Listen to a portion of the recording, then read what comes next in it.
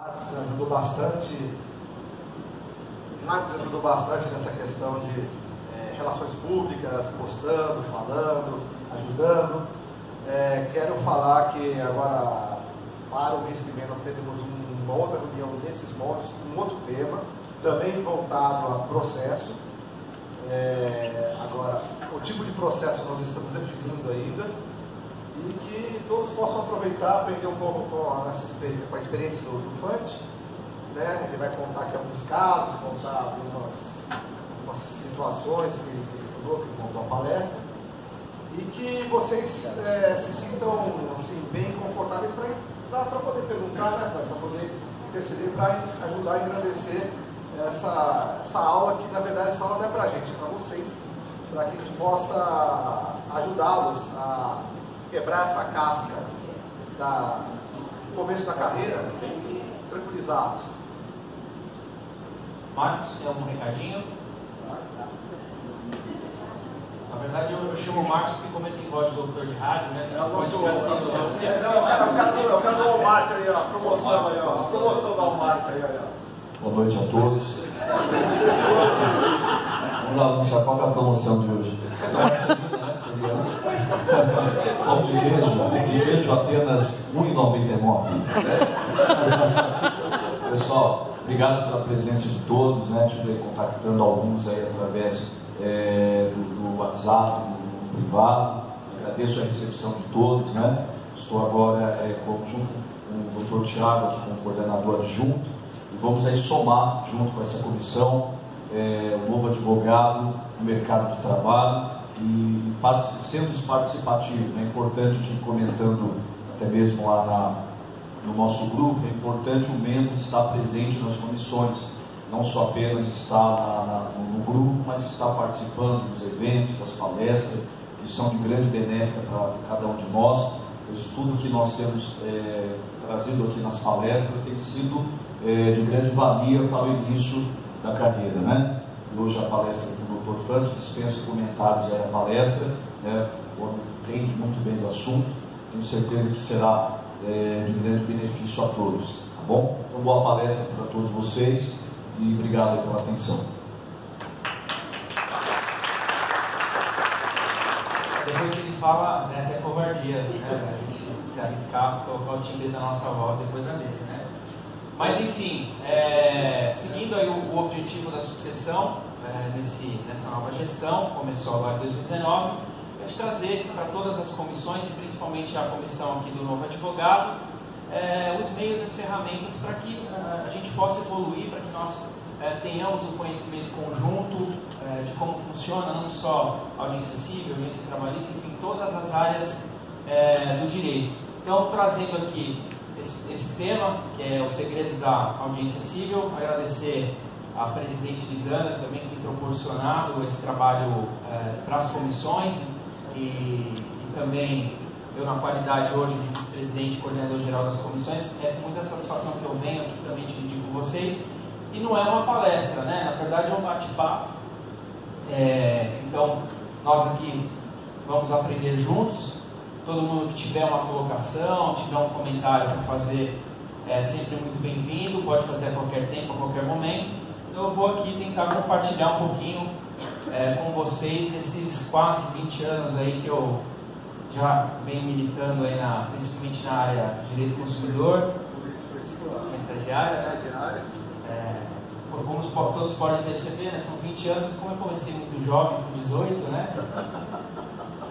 Então não parece tanto, mas enfim, trazer um pouquinho para vocês dessa experiência, desse conteúdo, para que a gente possa discutir junto, né? Pode bater primeiro, por favor. Cadê o controlezinho? E só fazendo aqui um adendo, nós vamos falar aqui dos segredos da audiência civil, né? Minha mãe sempre disse que segredo não se conta, né? Então hoje serei para o papel de fofoqueiro aqui, vou passar para vocês alguns segredos, tudo bem? A gente poder trabalhar em conjunto aqui. Deixa eu só entender aqui um pouco do público. Quem já fez uma audiência ou quem nunca fez uma audiência ainda aqui civil? Quem nunca fez? Não fez. Não fez. Eu acho que a pergunta é importante, na audiência saibam perguntar, ok? nunca fez, né? Então tá, o momento da designação da audiência de instrução vai ser ali, geralmente no despacho saneador, o juiz vai intimar as partes sobre quais as provas que pretende produzir, ou às vezes antes desse primeiro despacho saneador ele pergunta, a hora que ele acha que o processo já pode caminhar uma prolação de sentença, alguma coisa do gênero, ele pode perguntar para as partes também se existem outras provas a produzir. Então nós aqui na qualidade de advogados, a gente tem que naquele momento se manifestar. É importante a manifestação, porque se não for feito naquele momento, a gente perde a oportunidade de fazer a prova testemunhal e a prova oral, o depoimento pessoal das partes. Então o juiz ele pode determinar antes do saneador ou do próprio saneador, aqueles despachos gigantescos, né? Todo mundo já viu o despacho saneador, que fala de tudo, ponto controvertido, isso e aquilo, se a gente não leva atenção também, nós perderemos a oportunidade. Então, antes do saneador, ele vai decidir se vai designar essa audiência de instrução e julgamento ou no próprio saneador. E o prazo é importante. O saneador ele determina esse limite das controvérsias, a data intimar as partes para apresentar o rol em 15 dias úteis, conforme 357, inciso 5º do CPC. Então é importante também vocês observarem que às vezes nesse despacho saneador ele vai delimitar qual é a matéria que vai ser discutida em audiência de instrução e julgamento. Então é importantíssimo obrigado. O laser? Então é importante que a gente faça a leitura desse despacho. Se tiver frio aí, é só falar, viu? Tá frio aí? Tá frio aí? Zé não vem mais pra cá. Então nesse despacho saneador ele vai determinar quais a controvérsia da matéria. Então é importante que a gente observe aquilo que o juiz delimitou. E se tiver alguma dúvida, alguma coisa que nós entendemos que é importante para essa audiência de instrução e julgamento, a gente faz os embargos de declaração, apontando para o juiz eventualmente algum ponto omisso daquilo que nós estamos tentando produzir, que a gente apresentou na nossa contestação ou na nossa inicial, aquela prova que a gente quer fazer em audiência. Então, se no saneador ele delimitar e vocês observarem que naquele despacho o tema que vocês querem trazer, o tema que vocês querem discutir em audiência não foi abordado, é importantíssimo fazer o embargo de declaração. Tá? O embargo de declaração, vamos ver se todo mundo está afiado de prazo. Quanto tempo eu tenho para fazer o embargo de declaração? 5 dias úteis, né? Da publicação. A gente faz aí o embargo de declaração, se eventualmente ele acrescentar ou ele entender que é aquilo lá mesmo. Hoje, né, pela nova regra do CPC, não é possível agravar a decisão. Então vai ser uma matéria que eventualmente, se a prova for desfavorável, nós traremos em preliminar de recurso de apelação. Lá no recurso de apelação, vai fazer uma preliminar, dizendo que houve cerceamento de defesa, porque aquele ponto específico que o juiz não abordou e que nós fizemos embargo de declaração e ele reiterou o saneador e não permitiu a produção dessa prova, então vai ficar para recurso de apelação. Anteriormente a gente podia fazer o agravo retido, hoje não existe mais o agravo retido, foi mudado, né, o CPC, então vai ficar como matéria de embargo de recurso de apelação. Oi? Entendi. Então, muitos desembargadores não têm recebido. Eles têm... Agravava o saneador. Hoje não cabe nem o retido e nem o agravo do instrumento. Então, eventualmente, a matéria vai ficar para preliminar de recurso de apelação. Ele vai... Não, na verdade, o CPC fala em saneamento do processo. Né? Então, vamos tratar ainda como saneador. Eu acho que tem que ser manual, hein? Tá. Não, eu também. Você que apertou? Mais uma, por favor. Era uma pergunta que eu antecipei. Volta aí. Quantas testemunhas vocês sabem que podem ser arroladas? Vocês têm uma ideia de quantas testemunhas arrolar? Quem faz trabalhista aí? Você faz trabalhista? Quantas testemunhas você arrola trabalhista? Aqui, vocês acham que são quantas? São 3 também? Ninguém tem ideia? Sim. No JEC são até 3, conforme a Lei 9.099. Agora, no CPC, ele fala que podem ser arroladas quantas testemunhas forem necessárias, até o limite de 15, desde que sejam 3 para cada matéria, para cada fato que você vai trazer. Então, se você quer falar A Você tem 3 testemunhas que você pode usar. Quer falar B, você pode usar 3 testemunhas até o limite. Tá? Então ninguém sabe. Então se você tiver várias matérias a serem discutidas, você pode enrolar quantas testemunhas quiser. Então você tem 5 matérias para discutir no processo. Você pode trazer 5 testemunhas. Só que o importante é que no momento que o juiz for falar a respeito disso, já passou, né? Está bem adiantado você. Só que eu falei que ia terminar às 7h15, você já quer. Então, você traz aqui essa quantidade de 3 testemunhas para cada fato que você pretende. Não é só que no momento de começar a audiência, vocês que ainda têm pouca experiência, vocês têm que informar o juiz. Ele vai te perguntar quantas testemunhas tem. Você fala, tenho 10 testemunhas. Mas doutor, não pode ouvir 10 testemunhas. Escolhe 3 as melhores aí você não conhece, fica lá meio inseguro, você acaba dispensando testemunhas que seriam importantes. Então você tem que deixar para ele claro, falar, olha, eu tenho 10 testemunhas, no entanto, são 3 testemunhas para cada fato, e se uma delas falar bobagem, encaixa aqui a 10ª, né? Para tentar consertar. Não, eu estou dando um exemplo aqui de 10. Né? Estou te dando um exemplo aqui. Então são 10, desculpa. Ali, é verdade, desculpa, são 10 testemunhas. Então você traz essas 10 testemunhas e aí você vai escolher que 3 falem de cada fato e uma você deixa ali de stand-by. Tá? Mas se o juiz nessa audiência de conciliação, de instrução e julgamento, vocês informarem que tem essas 10 testemunhas para serem ouvidas e ele falar, olha, não vai ouvir, só vai ouvir 3. Então vocês têm que estar afiados aqui no CPC. Então fala, eu posso ouvir mais de 3, desde que seja 3 para cada fato que eu vou provar. Quais são os fatos? Eu quero comprovar dano moral, eu quero comprovar o lucro cessante, eu quero comprovar o dano material. Então eu tenho 3 testemunhas para falar de cada um desses assuntos. Ele pode, no entanto, limitar a quantidade de testemunhas nos termos do parágrafo 7. Então você vai falar para ele, olha, eu tenho essas 10, 3 para cada fato, ele vai te perguntar, mas dessas 3 para falar do dano moral, elas vão provar as mesmas coisas? Você fala, sim, vão provar as mesmas coisas. Fala, então, doutora, vai escolher a melhor e eu vou ouvir essa melhor, ok? E aí vocês vão escolher entre essas testemunhas porque ele limitou, ele determinou. Eventualmente, vocês podem questionar, é importante consignar, porque a gente sabe que testemunha é uma caixinha de surpresas, né? Você fala com ela, conversa com ela, chega na hora da audiência, vai tudo por água abaixo. Né? E o cliente também fala tudo o contrário do que você falou. Então é importante você deixar eventualmente consignado que você discorda, que você não concorda, que você quer ouvir as 3 testemunhas para cada fato. Doutor, se por acaso você tiver que escolher uma entre essas 3, isso é feito no ato ali mesmo, não vai ser designado? Não, no ato.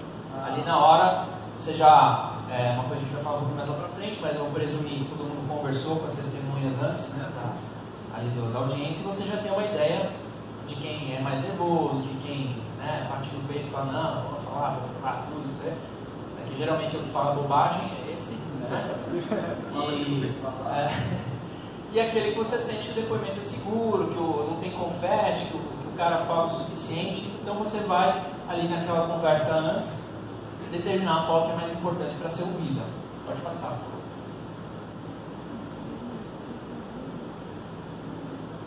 É obrigatório que o juiz tente ainda assim fazer a conciliação entre as partes, mesmo que já tenha ocorrido a sessão de conciliação, mediação, arbitragem, enfim, ele tenta fazer aquela perguntinha que você nem ouve, fala,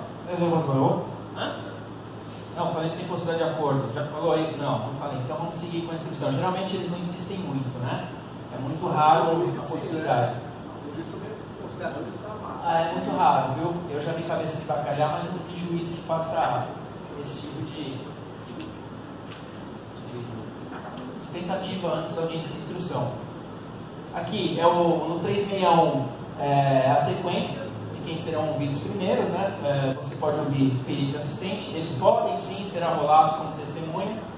Então, de repente, você quer, o laudo ficou um pouco ali no papel, uma coisa meio fria, meio difícil de entender, você pode pedir que na audiência de instrução e julgamento o perito seja ouvido, porque às vezes naquela reunião, quem já acompanhou perícia, geralmente ocorre uma reunião prévia entre as partes, você conversa com o perito, com os assistentes, chega a uma delimitação de como vai ser a prova, e muitas vezes coisas ali são ditas pelo perito e ele não coloca no laudo. Então, de repente, é importante você chamar o perito. Isso é difícil de acontecer, mas aconteceu. Até um caso meu particular, nós tínhamos uma perícia que para o meu cliente foi muito boa. Esse perito, pela parte contrária, eles tentaram fazer um novo laudo. O juiz disse que não era possível, porque era um empreendimento imobiliário que já havia sido entregue, não tinha como periciar, estava preocupado. E aí ele intimou o perito para ser testemunha do juízo. Não era nem intimação, nem como minha testemunha, nem como testemunha da outra parte, como testemunha do juízo. Foi intimado o perito e nós descobrimos que o perito morreu. Infelizmente ele faleceu, né? Então nesse caso não tem como psicografar, como o Jorge falou, né? Então as partes terão que se contentar aí com aquilo que foi produzido dentro do processo. Então os assistentes técnicos também podem ser ouvidos como testemunha nessa ordem. Aí depois as testemunhas, se houve o autor, se houve o réu, se for o caso, testemunha do autor e testemunha do réu. Por que dessa ordem? Vocês lembram por que dessa ordem? A quem cabe o ônus da prova inicialmente? Ao autor. O autor tem que demonstrar os fatos constitutivos do seu direito. E o réu? Muito bem, parabéns, hein? Sabendo tudo aqui. Por isso que ele é nosso coordenador do novo advogado. Pode mudar aí, por favor.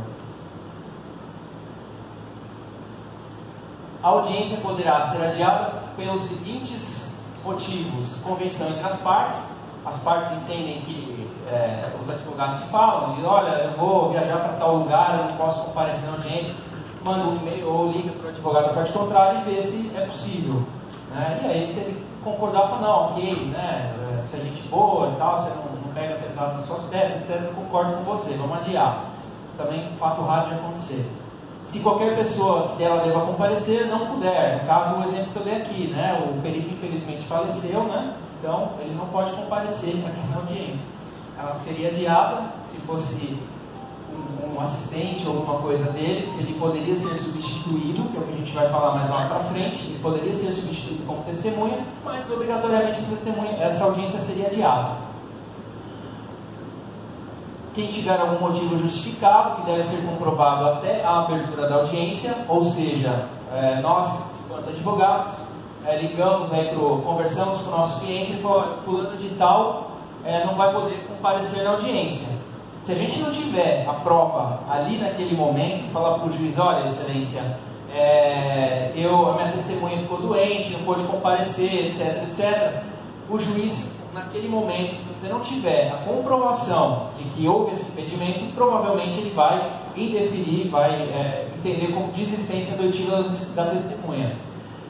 Se a outra parte concordar, né, em fazer essa remarcação por causa desse motivo, ou se você informar para o juiz, olha, ele ficou doente justamente hoje, não tinha como eu avisar antes, mas eu me comprometo a trazer a demonstração de que ele não pôde comparecer, etc, etc, pode ser que o juiz acolha, mas de regra você tem que apresentar até antes da audiência. Então vai ser aquela correria, né, no corredor, tentando falar com um parente da testemunha, qualquer um, para que se manda pelo menos pelo WhatsApp uma fotinho do atestado, né, ou dele lá com o soro no hospital, né? Então vocês precisam comprovar até aquele momento antes da abertura da audiência que tem esse impedimento. Oi.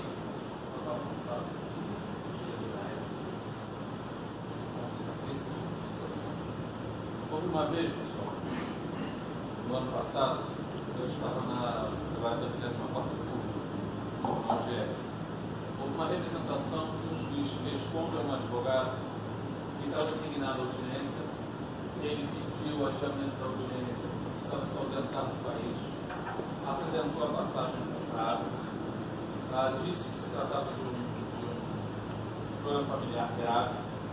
O juiz pediu que ele se explicasse melhor, que aqueles elementos não eram convincentes para ele, o juiz.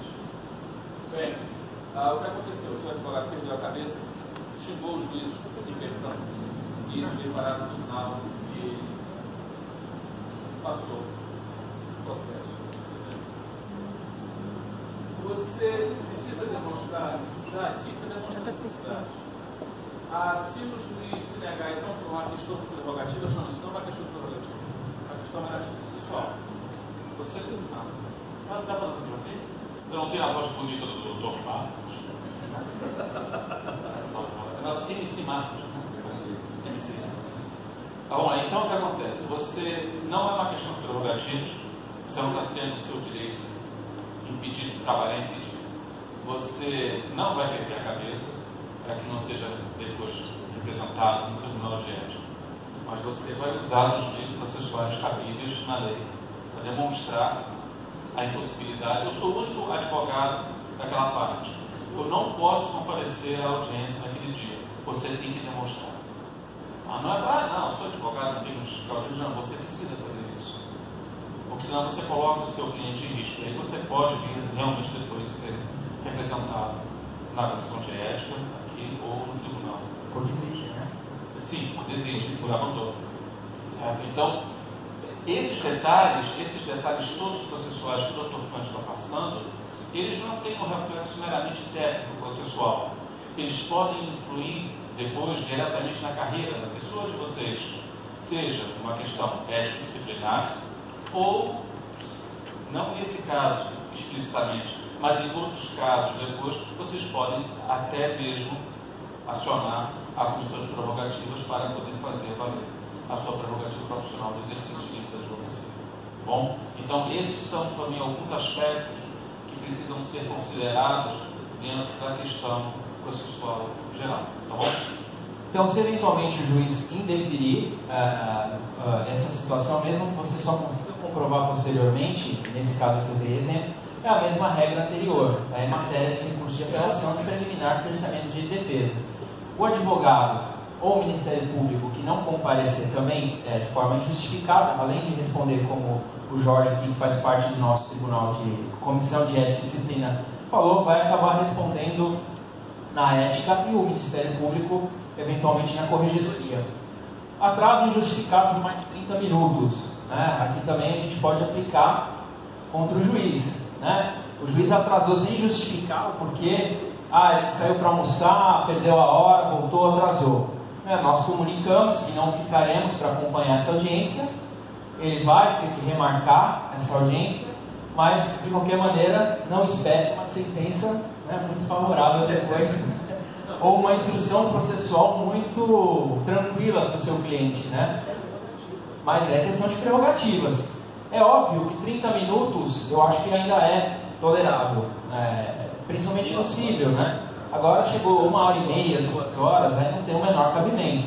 Quem faz trabalhista aqui é muito mais comum esse tipo de atraso, né? É muito mais corriqueiro. No cível, dificilmente a audiência atrasa, são situações muito raras, até porque geralmente a pauta são no máximo 3, 4 audiências, ao contrário da trabalhista, que é uma a cada 10 minutos. E no cível, geralmente são audiências de 30 minutos de duração, marcado de meia hora. Então é mais difícil de acontecer.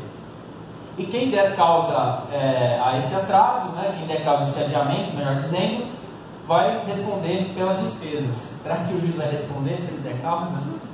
Será que ele vai pagar do bolso?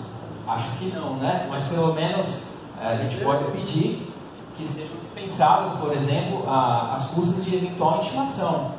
Eu tenho que gastar lá o valor do oficial de justiça, por carta, etc. Se for o caso de fazer esse tipo de intimação, eu posso exigir que haja isenção dessas custas. Audiência de instrução e julgamento. Fim da instrução, o juiz concederá ao advogado do autor e do réu, nesse caso for ao MP, prazo de 20 minutos prorrogáveis por mais 10 minutos, a critério do juiz, e se houver desconsorte interveniente, o prazo poderá ser dividido para cada grupo, somando-se a prorrogação no todo. Então, primeiro detalhe aqui desse início. De regra, os memoriais, as razões finais, ou como quer que chamem esse tipo de petição também, que não tem uma consonância com relação à denominação, eu chamo de razões finais, a gente chama de memoriais, alegações finais, enfim. Geralmente, de regra, seria oralmente ali, logo encerrada a instrução. Então, se eventualmente o juiz fizer esse questionamento, olha, vocês querem fazer aqui as razões finais, orais. Então, eu particularmente prefiro não fazer ali de forma oral. Por quê? Porque às vezes é interessante você fazer nessas razões finais ou nesses memoriais, traçar os pontos, pegar ali um trecho do depoimento, colocar que conjuga com determinado documento que está postado aos autos, trazer as contradições entre os depoimentos, confissão, falar a respeito aonde ali no depoimento, porque a gente sabe, pega um processo muito extenso, muito longo, às vezes tem tanto documento que algum detalhe vai passar despercebido pelo magistrado. Então, se você fizer por escrito, é muito melhor. Então, se acontecer numa audiência e vocês estiverem nessa audiência e o juiz oferecer, fazer essa oferta de razões orais, recusem. É bem comum isso acontecer. Eu, quando comecei a advogar, eu logo peguei minha carteira, fui na solenidade para fazer uma audiência, né? E eu nunca tinha feito audiência na minha vida, fui com a cara e com a coragem, era até trabalhista a audiência. E aí o juiz, primeiro, quem lembra desse, o Jorge lembra desse tempo, e a mesa era dividida do lado direito o reclamante, né? Aqui na ponta era o juiz classista, e do lado de lá era a reclamada, né? Eu não fazia ideia de onde sentava. Eu sentei aqui na cadeirinha, logo de frente para o juiz, né? Coloquei meu cliente sentado do lado de cá, eu estava pelo reclamante. Coloquei o reclamante do lado esquerdo aqui, começou a audiência e o juiz perguntou: doutor, juiz classista? Eu falei: não, sou advogado do reclamante, então, por favor, doutor, vem pro lado de cá, né? E esse aqui é seu cliente? Eu falei: sim, excelente, então, por favor, do lado de cá. Aí eu vi o advogado da reclamada, naquele balanço da cabeça, naquela risadinha, tipo, ganhei, né? E aí eu vou à audiência, eu não fazia a menor ideia de como acontecia uma audiência, principalmente trabalhista. Aí no final existia uma série de questões que tinham que ser debatidas ali através de razões finais. Por isso o doutor quer razões orais ou remissivas, né? Aí eu não sabia o que era, falei remissivas. Então perdi a oportunidade de falar, né? Perdi a oportunidade de debater. Então, na época eu não tive a oportunidade que vocês têm aqui de terem esses segredos revelados, né, nessa noite.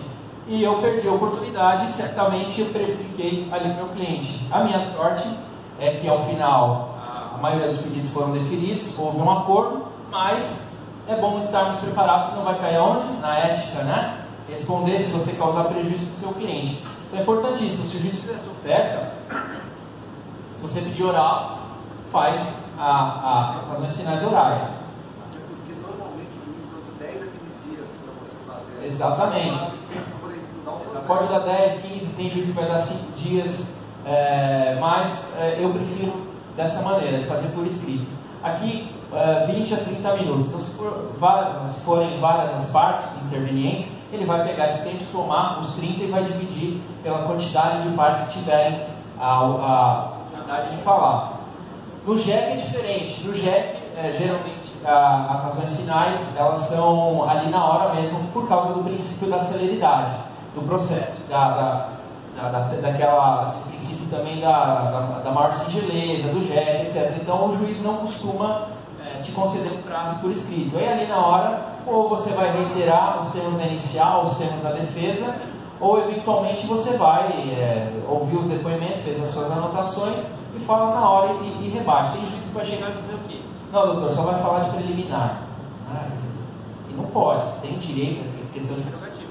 E fazer as ações finais na matéria toda. Os debates orais poderão ser substituídos, como nós falamos aqui, de regra são 15 dias úteis, mas o juiz ele pode fixar um prazo menor, ele pode, dependendo da singeleza também do tema, ele pode falar 5 dias, mas saibam que vocês têm direito a 15. Ele pode tentar fixar um prazo menor, mas nós temos o direito de falar 15 dias úteis. É óbvio. Agora também, Jesus, hein?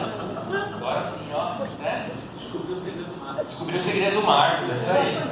Então, é óbvio que, dependendo de como foi a prova, de como realizou a audiência, se o juiz oferecer 5 dias, fala bacana, 5 dias, né? Porque a prova, para mim, foi muito boa. Então, quanto mais rápido sair essa sentença, melhor. Agora, se você vê que tem muita coisa ali para tentar amarrar e costurar, que aquele depoimento foi realmente uma desgraça, né? Então, pede um pouco mais de prazo para você tentar costurar, alinhar e consertar aquele depoimento. É a dica que eu coloquei, né? Faça sempre as razões finais escritas para que mostre contradições e comprovações das teses pelos seus depoimentos. Então você vai pegar aqueles depoimentos e vai tentar comprovar a tese que você trouxe, ou a tese inaugural, a inicial, ou a sua tese de defesa e reconvenção, se caso for. A audiência ficou uma, mas entendam como una, tá? E contínua, e sua cisão é situação excepcional na hipótese de ausência da testemunha ou perito, e depende da concordância das partes. Não sendo possível a audiência de instrução no mesmo dia, o juiz marcará seu prosseguimento na data mais próxima possível. Aqui é uma dicasinha que eu dou para vocês, um segredo, que às vezes quem não está habituado a fazer audiência, a outra parte pode usar a estratégia, principalmente quando você está advogando pelo réu, de justificar a ausência de uma testemunha, né, e pedir a cisão da audiência. E se você não tem experiência, pede a cisão e pede para que sejam ouvidas as testemunhas que estão ali presentes e se ouça apenas uma testemunha numa outra oportunidade. Então, se vocês não têm experiência da audiência e o advogado faz esse tipo de proposta e você permite, o que vai acontecer? Ele vai ouvir todos os depoimentos das suas testemunhas, vai ouvir o depoimento do seu cliente e depois essa testemunha que ele pediu adiamento, que ele pediu para ouvir numa próxima oportunidade, ele vai, obviamente, instruir aquela testemunha dentro de tudo que já foi falado no processo. Então, fica muito mais fácil, muito mais tranquilo para quem utiliza essa estratégia. Então é importante, se eventualmente o advogado da parte contrária chegar e pedir para o juiz, olha, eu quero que faça a cisão da audiência, eu quero ouvir quem está presente aqui e ouvir uma próxima testemunha numa outra oportunidade. Então, como diz o dispositivo legal, que depende da concordância das partes, aí eu fui perguntando e vocês viram, né, que o homem ali estava suando frio, né? Pena que ali não dava para ver a expressão dele ali, o quanto... Mas ali... Quase chorando. Chama minha mãe. Sempre lembre que a testemunha, que se ela estiver mentindo, poderá ser presa. Então, durante o depoimento, se você está percebendo que o cidadão está mentindo, a testemunha, você pode falar, você pergunta diretamente, fala, olha, só lembrando o senhor, que o senhor falou que se estiver mentindo pode ser preso, o senhor pode ser preso, hein? Aí faz a pergunta, você já vai dar aquela intimada. Se o juiz não fala nada, doutor, para de fazer esse tipo de comentário. Você pergunta, mas sempre vai cutucando a testemunha. Se o juiz liberar, foi o que eu falei, o exemplo do futebol, né? Deu uma no tornozelo, deu duas, já não deu amarelo, você segue. Evite perguntas que apenas confirmem a tese, a gente já falou. Importante, as perguntas que forem indeferidas tem que constar no termo, senão depois lá na frente no recurso você não pode pedir nulidade. Tá? Não adianta estar gravado lá no vídeo, então você tem que pedir que seja anotado.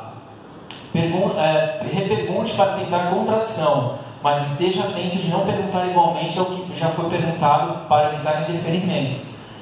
Foi naquela primeira, não sei se a gente pulou ou se eu passei, o advogado me interrompeu justamente falando isso. Você já perguntou isso? Acho que vocês ouviram lá, né? A juíza falou, não, ele está perguntando o escopo do contrato. A juíza foi na minha. Mas o que eu estava fazendo? Reperguntando de forma diferente, né? Para você tentar ter sorte.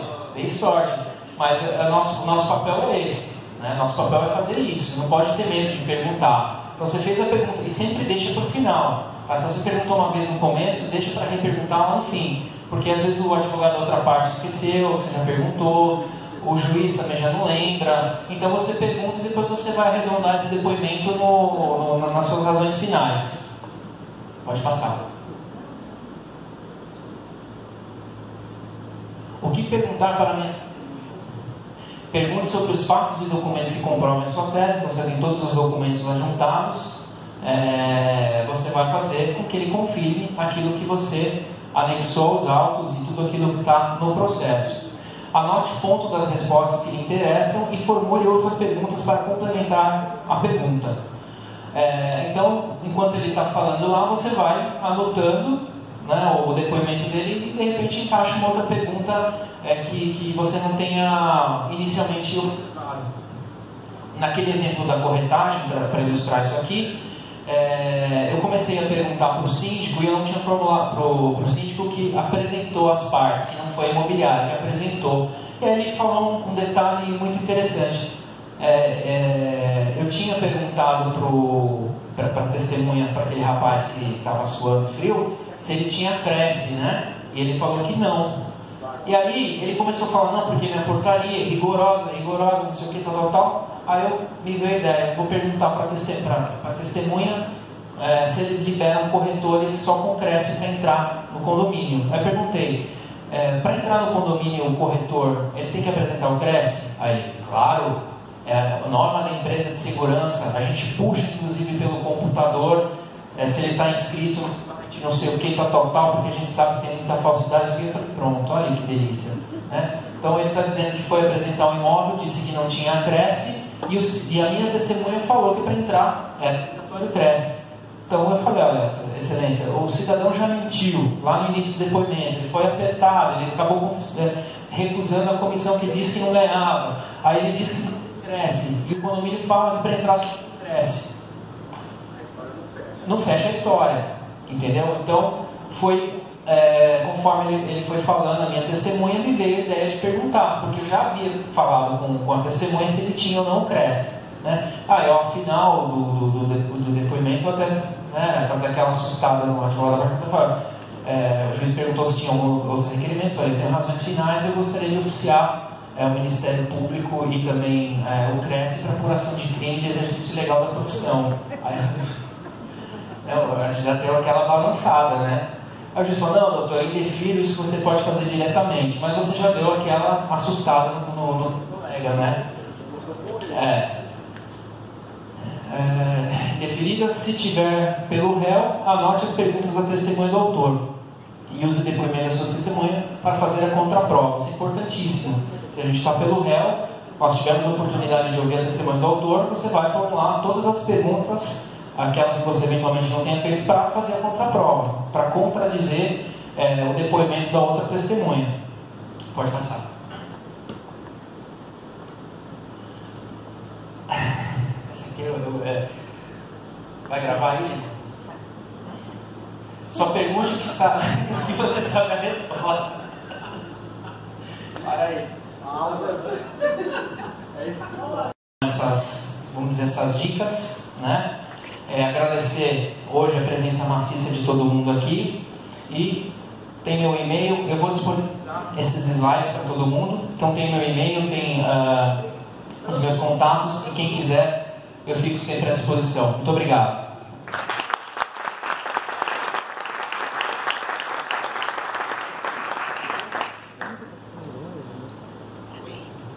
Alguém? Na verdade, não é uma pergunta, assim, eu não sei se o senhor já, aliás, parabéns, adorei. Obrigado. A todos, né?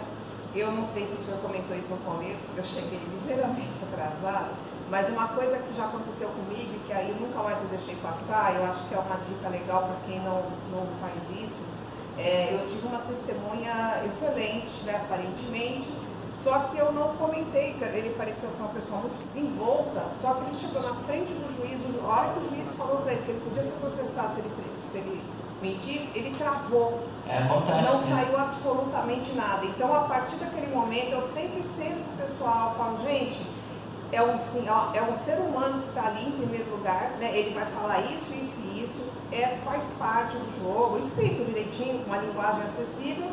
E também eu explico que por exemplo, nunca é para chamar de você, né? E que porque às vezes a pessoa também faz uma coisa dessa, e se não entendeu que é para perguntar, pedir um instantinho para pensar, para não sair de sopetão, que a pessoa, enfim, eu acho que é uma coisa importante para a pessoa acalmar naquilo que vai acontecer. Obrigada. Exatamente. Então, podemos encerrar, até pela adiantada da hora. Então, vou deixar à disposição, agradeço mais uma vez.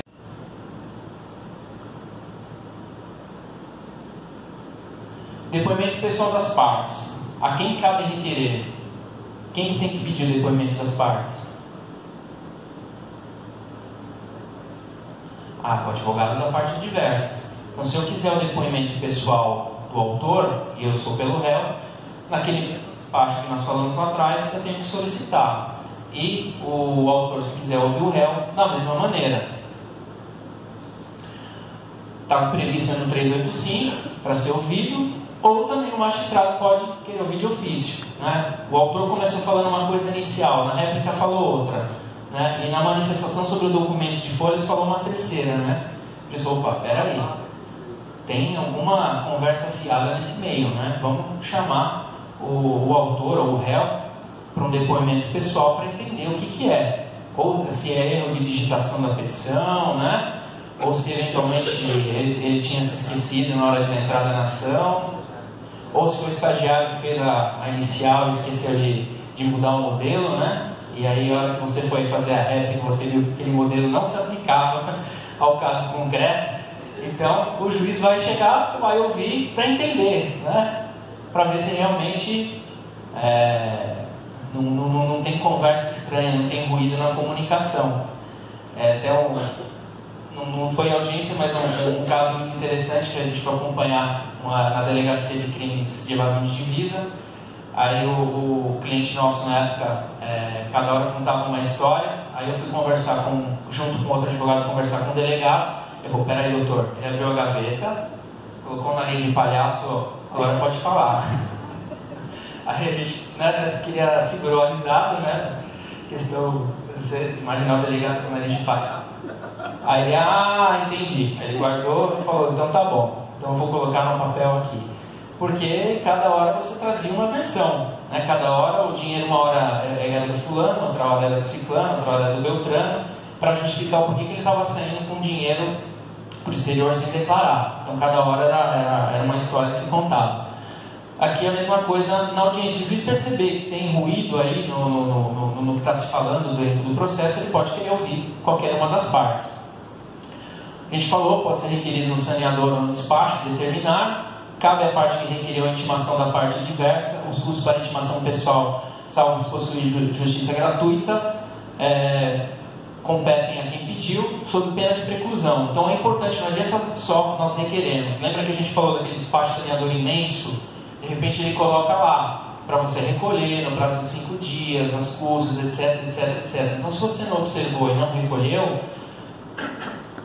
você vai perder o direito de ouvir. Vai chegar na audiência, você vai pedir que seja ouvido. O advogado da outra parte, muito atento ao processo, estudando os autos, ele vai falar, excelência, foi determinado as folhas tais que se recolhesse a intimação, e infelizmente o colega não recolheu, então eu não concordo com a oitiva da parte. O juiz vai olhar, né, abrir lá o processo digital, falar, realmente, doutor, você não recolheu, não atendeu, infelizmente vou entender como desistência da oitiva, né, da parte. Então essas questões processuais são muito importantes que sejam observadas, porque de repente a gente perde a oportunidade de fazer uma prova lá na frente por simplesmente não termos observado, ou, né, como o Jorge falou, deixado o estagiário fazer a... Vocês não são estagiário não, né? A estagiária ali, ó, foi ela.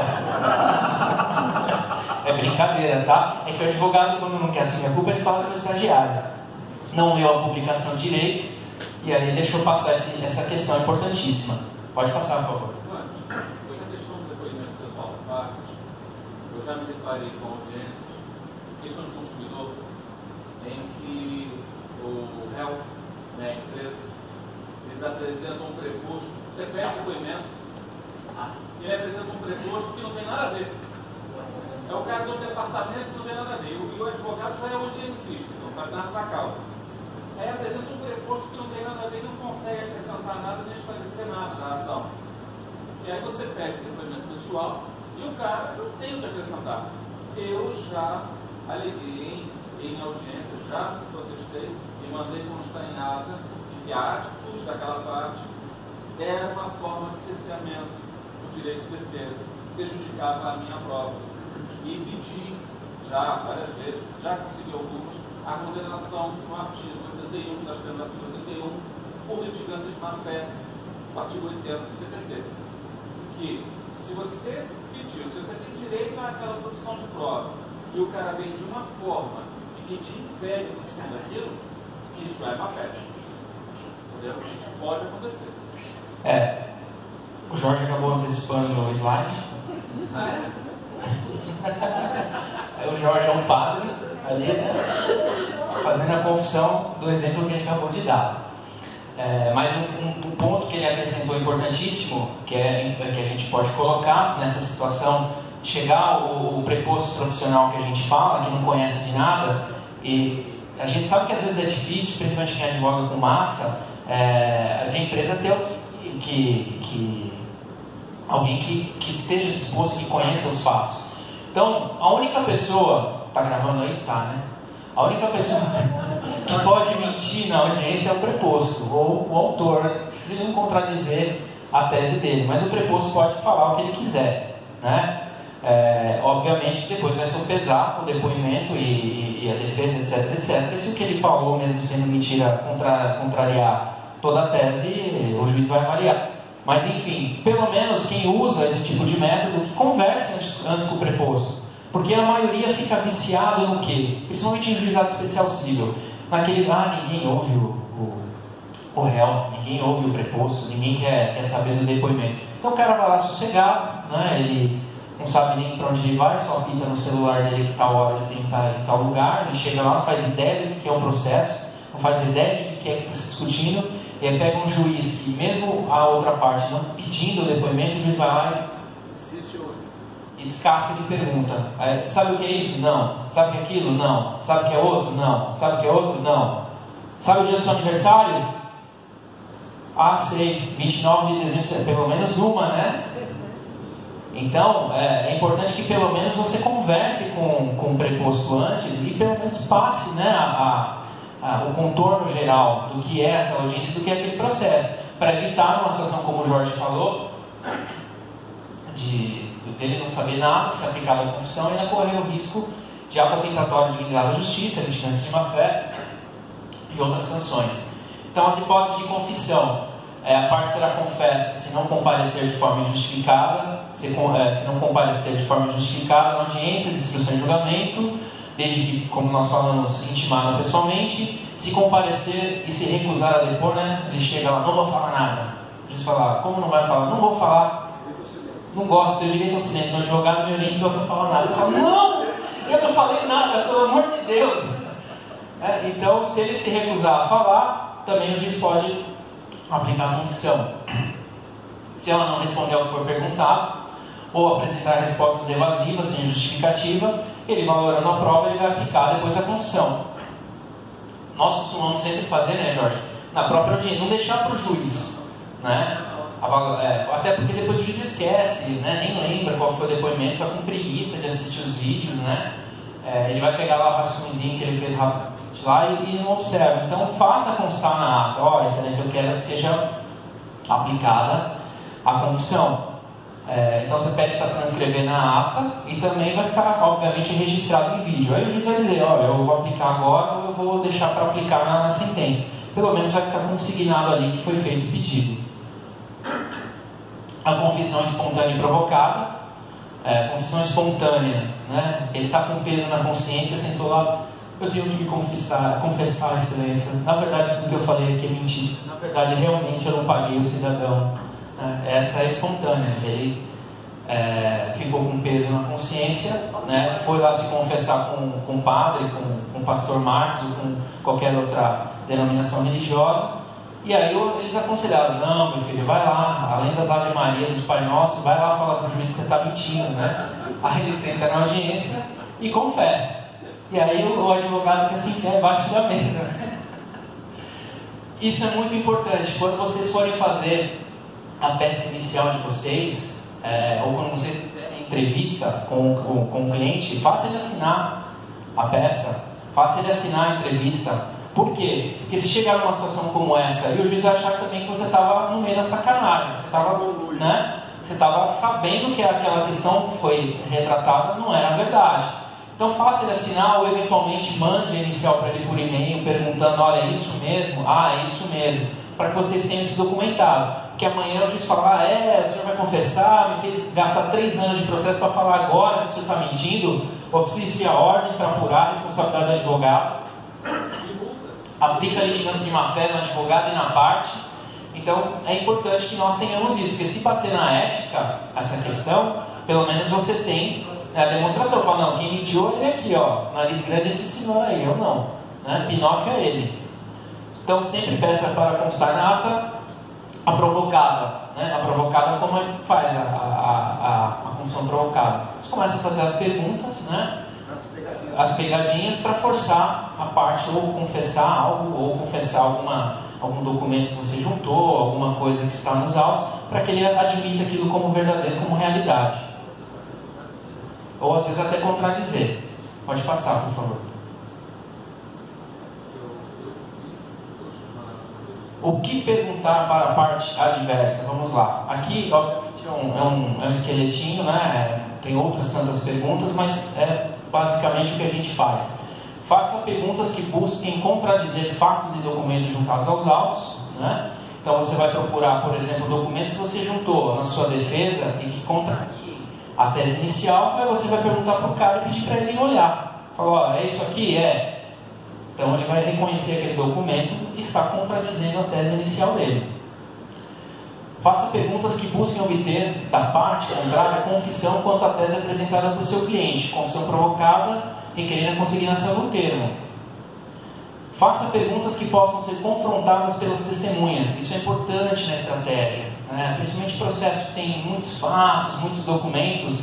Então já procure formular perguntas que depois, quando você for ouvir uma testemunha do autor, por exemplo, você consiga, nessas perguntas, fazer com que a testemunha não saiba responder ou que a testemunha contradiza tudo que o autor falou ou que o réu falou. Datas, fatos, conteúdos de documentos, presença de pessoas. O cara levou 3 testemunhas lá. Em tese você vai imaginar, as 3 estavam presentes no fato. E aí você pergunta, você sabe quem estava lá no dia tal? Aí vai falar, estava fulano, ciclano e beltrano. Aí a hora que você pergunta para outro fala, estava o Zezinho, o Guinho e o Luizinho. Uma coisa não bate com a outra. Então você tem que procurar montar as suas perguntas dentro dessa estratégia, para fazer as partes, né, o autor, o réu, enfim, que não batam o depoimento pessoal com a das suas testemunhas, ou das próprias testemunhas entre elas. Evite perguntas que apenas confirmem a tese da parte adversa. O senhor sofreu dano moral? O que você acha que ele vai responder? Sim, eu sofri. Como é que foi? O tombo doeu demais? Claro, doeu. Então, evitar esse tipo de pergunta óbvia, né? Pergunta que vá só fazer com que o autor comece a contar uma novelinha mexicana, Maria do Bairro, etc., Chorasquitanga e por aí vai, né? Então, evitem esses tipos de pergunta. Pode passar. Mais uma?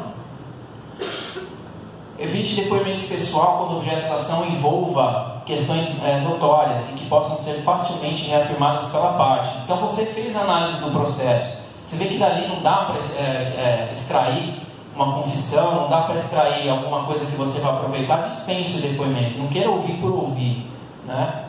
De repente você traz ali para a parte com questões bem básicas, como eu falei aqui, perguntar se é dano moral, etc. Você só vai dar a oportunidade do autor ou do réu ter gravado em vídeo todo um contexto ali que de repente vai sensibilizar o juiz, porque o papel é frio, o depoimento pessoal traz um pouco da emoção, né, para os depoimentos. E hoje os tribunais eles fazem de justiça também, diferente do que era antigamente, que o juiz o primeiro juiz da causa, ele ouvia as partes, mas lá no Tribunal de Justiça a coisa ia fria para ele. Hoje não, com os depoimentos gravados, isso também vai para o tribunal.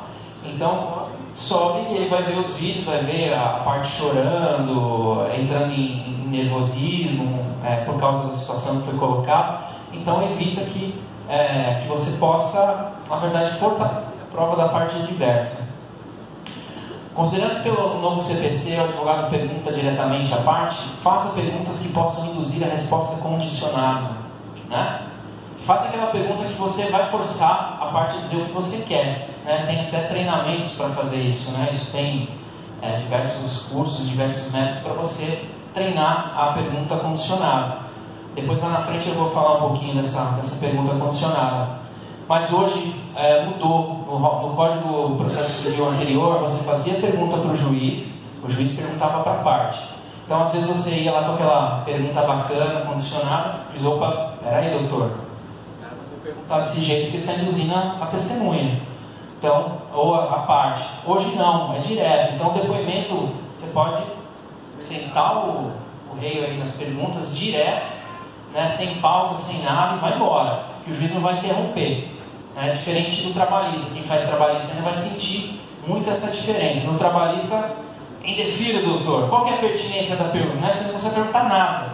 No civil, não. Pode ir embora fazendo as perguntas. O juiz vai abrir a palavra para você. Você está na palavra. O juiz ele pode fazer as perguntas dele se ele quiser. Tem juiz que pergunta, mas a maioria já deixa o pau comer. Fala, ó, faz a pergunta aí e vai embora. Se a parte devagar na resposta, interrompa e peça que as respostas sejam objetivas, especialmente se ela já falou o que gostaria de ouvir. Tá? Então vocês podem interromper o depoimento. Às vezes você pergunta uma determinada situação para a parte, ela começa devagar. Você corta, que é justamente para não dar elemento para a parte contrária usar isso depois nas razões finais dele. Então, se você perceber que o cara é de muita história, começa a realmente, não, só quer responder isso, seja objetivo. Você pode ir lá e interromper o depoimento, não deixar o cidadão se empolgar. Ele começou a falar demais, pum, não, só quero saber isso, para mim estou satisfeito com a tua resposta. E vai, você pode interromper a hora que você quiser e conduzir da maneira que você quiser esse depoimento. Então, nunca deixe a outra parte, o testemunho, ficar divagando, principalmente quando você perceber que ele está falando aquilo que você não quer ouvir. Então você corta e não deixa falar. Então procure sempre fazer, no possível, respostas bem, quando é a parte contrária, bem objetivas, perguntas bem objetivas. Faça nas perguntas comentários que possam gerar contradições ou confissões, né? Você começa a querer confundir a testemunha, né? Ou a parte contrária. Você começa a fazer um comentário, não quer dizer que o senhor não viu aquela situação, né? Aí ele, não, peraí, eu vi sim. Você começa a fazer comentários, é óbvio que o juiz vai, dependendo do juiz, vai querer cortar, dizer, não, doutor, você não pode fazer isso, você não pode conduzir a audiência. Mas se o juiz deixar, é aquela história, a gente vai testando, né? É igual jogo de futebol, né? Você bate na canela uma vez, o juiz não deu amarelo, bate duas, não deu, se levantar o amarelo, você para. É mais ou menos aqui, você vai fazendo. Se ele não atrapalhar, ele não impedir você de perguntar, de fazer esse tipo de comentário, né? Às vezes você sabe, você estudou a testemunha, você sabe que ela é nervosinha, né? Ou outra parte, sabe que ela é uma parte um pouco... Então você faz uma pergunta um pouco mais... A pessoa perde o controle, começa a gritar, falar bobagem, etc. E gravado lá. Então você cria maneiras aí de desestabilizar o depoimento.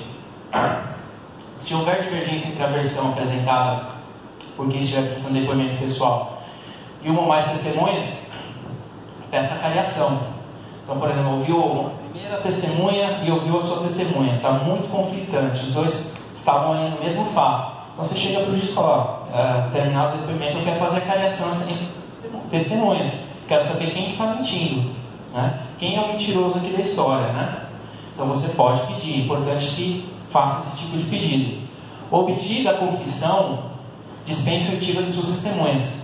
Então aqui acontece, pode parecer muito óbvio, mas acontece. Você consegue a confissão da parte e ele vai lá e quer ouvir aquele seguro, não sei se eu provei ou não. Vai lá e ouve sua testemunha. Sua testemunha vai lá e joga tudo no vinagre, né? Aí ela que confessa tudo. Então se você já viu que houve a confissão da parte, então você desiste. Da mesma maneira, se a testemunha da parte contrária, no caso do autor, se você está pelo réu, se a testemunha já falou, já provou a sua tese, a testemunha da parte contrária também, não tem por que ouvir, dispensa. Prepare seu cliente para responder as perguntas que poderão ser feitas pelo adverso, estudando as peças que foram feitas ao longo da ação. Então é importante essa conversa que vocês tenham com o seu cliente antes da audiência. Você vai pegar tudo que foi falado pelo réu, tudo que foi falado pelo autor e conversa. Fala, olha, vai te perguntar isso, vai te perguntar aquilo, vai te perguntar sobre o outro. E aí você vai preparado para a audiência. É importantíssimo você ter conhecimento e ter estudado o processo para não ir despreparado. Infelizmente, a gente percebe na prática que muitos colegas vão despreparados para a audiência. Só para a gente dar um exemplo aqui, eu vou colocar um videozinho de uma audiência. Só um detalhe, teve um caso pessoal meu em que eu fiz isso. Eu peguei o réu, né? Estava pelo réu, E a pessoa estava meio nervosa, eu peguei, estava com o meu sócio, falei assim, vamos dar aperto nesse cara aí para ver como é que ele vai ser para ele não fazer isso na frente do juiz. E aí a gente comecei a fazer umas perguntas, meu sócio começou a fazer outras perguntas. Só que assim, a gente foi fazendo pergunta induzindo, e ele estava nervoso, ele foi caindo. Aí quando ele falou assim, não, eu fiz tal coisa, ele não tinha feito, mas ele tinha falado que tinha feito as nossas perguntas que a gente deixou ele nervoso. E aí se ele faz isso na audiência, acabou. Entendeu? Então às vezes dependendo do que o Fante falou, é realmente interessante você chamar a pessoa para uma reunião, para uma conversa, trazer, fazer um ambiente hostil. Pode passar. Pode passar. Pode passar aí. É importante, como o rol de testemunhas é sempre oferecido com antecipação, então saibam aí, estudem quem são essas pessoas, quem são essas testemunhas, porque hoje nós temos a possibilidade de ver com antecedência, para que vocês estejam preparados também para essa audiência, para que vocês saibam quem é a testemunha, para que vocês possam eventualmente preparar uma contradita. As testemunhas só podem ser substituídas em falecimento, enfermidade ou impossibilidade de depoimento e que tenham mudado e não sido encontrado. Então essas são as hipóteses que você pode fazer essa alteração. Pode passar. Mais uma. As testemunhas, nós hoje somos os responsáveis por fazer a intimação delas. Então nós temos que, de alguma maneira, fazer essa intimação por carta e dar ciência inequívoca de que essa testemunha foi comunicada. Nós temos que apresentar até 3 dias antes da audiência a comprovação de que essa testemunha foi efetivamente comunicada. Se nós não fizermos, o juiz vai entender como desistência. Pode passar. Oi? Também, da mesma maneira, ele aplica subsidiariamente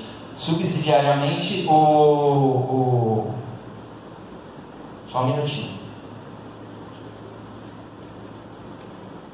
455.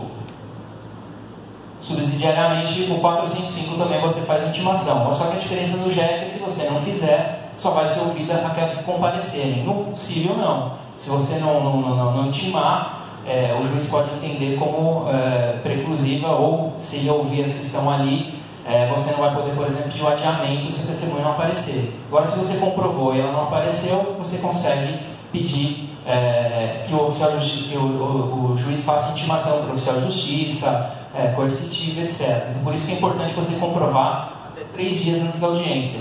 Outra coisa importante também, vocês têm que estudar o processo justamente nesse sentido. Porque se o advogado pedir a parte contrária o adiamento dessa audiência, você tem que saber, olha, não pode, excelência, porque ele não fez a comprovação que intimou, que comunicou, que mandou o AR, de regra por AR, carta com aviso de recebimento. Ou você pode, se tem acesso às testemunhas, faz aquele termozinho e pega a assinatura da testemunha naquele termo. Você pede para o teu cliente ir lá e fazer isso. Outra dica que eu dou, como o rol é antecipado, verifique sempre nos autos se o adverso comprovou, que nós falamos aqui. A pregoada testemunha informa o juiz que, ao ser qualificada, ela será contraditada por interesse na causa, amizade íntima, falta de idoneidade, etc. Então, mesmo que não tenha, assim, aparentemente motivo algum, faça a pergunta, né? Fala, eu quero contraditar, né? Por qual razão? Aí, se você não tiver razão nenhuma, fala, não, amizade íntima, né? De repente fala, não, eu sou realmente amigo, etc, etc, e você consegue a contradita da testemunha. Por que eu coloquei Facebook e Instagram? Né? Porque nas redes sociais você tem acesso a tudo, né? Você consegue saber tudo. Então, de repente, a testemunha, a outra parte já rolou na inicial, que o fulano de tal estava presente naquela hora, dá uma visualizada no perfil dele, né? De repente, naquele horário, naquele dia, ele estava fazendo happy hour, fez check-in em outro lugar, né? Então, tudo isso é informação acessível. Se você estudar o processo, se você tiver conhecimento, fala. Eu consegui uma contradita assim. Consegue, é bem comum. Amizade íntima, então. Exato, Então, todo dia happy hour, toda sexta-feira happy hour. Estava no batizado da filha. No batizado. Eu juntei tirei o print e joguei na petição e levei a peticionei eletronicamente e levei a cópia da petição lá. Então, rede social hoje é importantíssima. Esse juiz não deferir de pronto a contradita, caso tenha outros elementos, então você segura, vamos por partes, né? Não vamos dar a pancada de uma vez só. Primeiro você contradita, né? Aí se a testemunha não confirmar, aí você fala para o juiz, ó, quero insistir na contradita. Aí o juiz vai perguntar, quais são as outras provas que você tem? Aí você puxa lá, né, no perfil do Facebook, né, coloridinho, imprime colorido, né, fala, tá aqui. Se eu te perguntar, era ele aqui no batizado? Né? Era ele?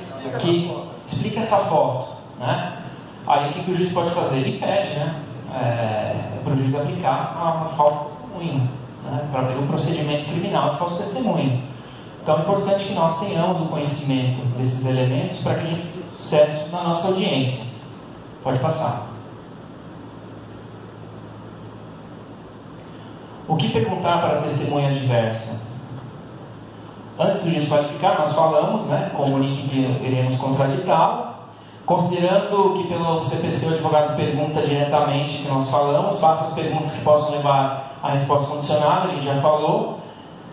Aquela história que nós comentamos também, se a testemunha começar a divagar muito, começar a falar demais, você pode cortar o depoimento. Faça perguntas, comentários que possam gerar contradição, nós falamos também. Se houver divergência entre a versão apresentada por quem estiver prestando a cariação, e se confirmar sua tese com aquela testemunha da parte contrária, a gente dispensa, né? Tem um vídeo aí só para a gente ver uma contradita acolhida de testemunha. Abaixa aqui, por favor.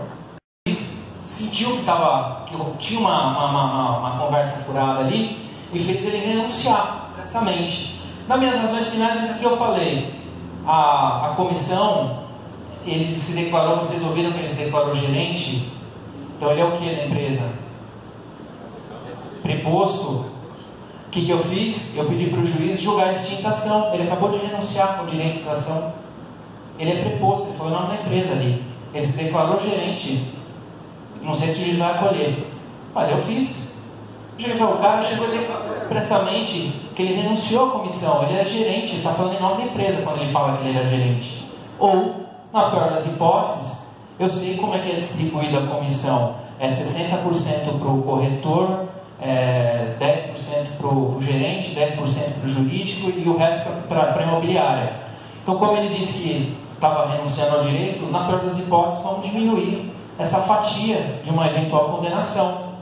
Então, vocês entenderam a importância do depoimento? Entenderam a importância de você instruir e você tentar duas testemunhas baterem de frente? Aqui vamos ver, depois se a tese colar, eu falo para vocês, consegui extinção da ação porque o cara renunciou ao direito na audiência. Ele é gerente, ele tem poder para isso. Se a gente foi perguntando depois para ele, né, se podia, se não podia isso e aquilo, para comprovar justamente a tese de que ele tinha poderes de gerência, que ele podia falar em nome que ele comandava a equipe, que ele podia contratar, corretor. Aí você monta toda a tua tese, as suas perguntas, para você depois em razões finais falar, olha, o cara falava em nome da empresa, ele chegou aqui, ele renunciou o direito, entendeu? Então essa é a importância da estratégia durante a audiência. Pode voltar aí, por favor. Aí, mais um. Fala, Jorge. Faça perguntas, já falou, faça perguntas que possam ser confrontadas pelas testemunhas, que a gente acabou de ver o exemplo prático disso, né? Evite perguntas que apenas confirmem a tese da parte adversa, lembrando que você só poderá formular perguntas para a parte contrária e jamais para o seu constituído. Na verdade, aqui é o famoso copia e cola que eu não apaguei.